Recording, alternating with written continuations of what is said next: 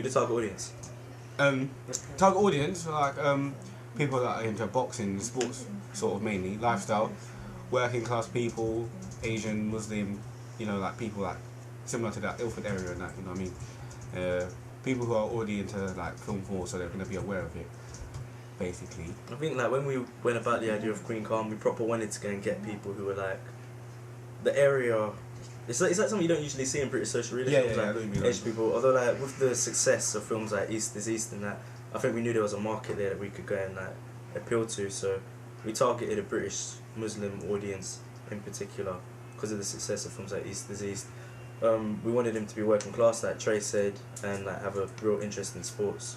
Yeah, and like even like Asian women, it would appeal to them because they'll be familiar with the culture and the surroundings around the film. British Asian women is something that we don't usually see. Women in general as lead characters isn't something we usually see in British social realist films. So we wanted to sort of like not conform to the stereotypes.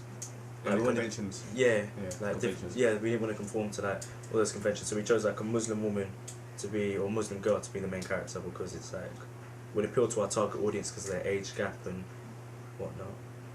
You can put a piece of paper down.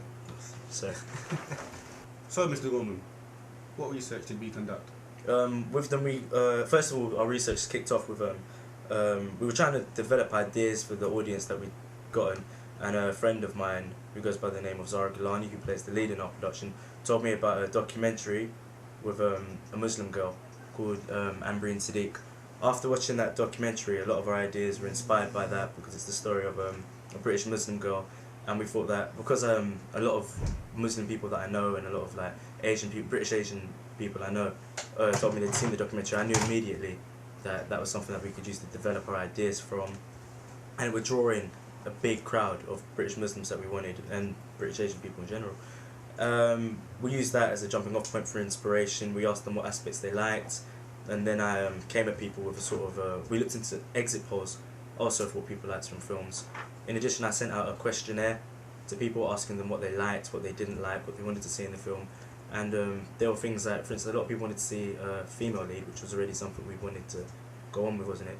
And questionnaires, we used exit polls as well to find out what people, after coming out of certain films, what they wanted to see, and we used all of this to put together ideas. Feel free to put your hand down now, really. And we used loads of that. We also looked into the music they liked, and a lot of for our target audience, one of the key things we got was they wanted a British Muslim music artist to do the soundtracks. That was something else we looked into because we wanted everything to be authentic. We wanted the music to sound like what they listened to. Genuine, yeah. Like we filmed in actual locations where it has a high.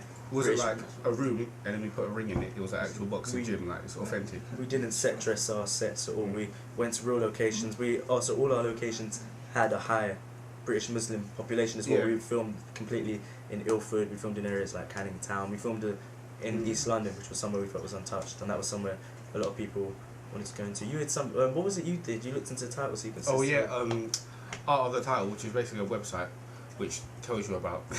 Sorry. which tells you which has loads of clips from films and how they put their title sequences together.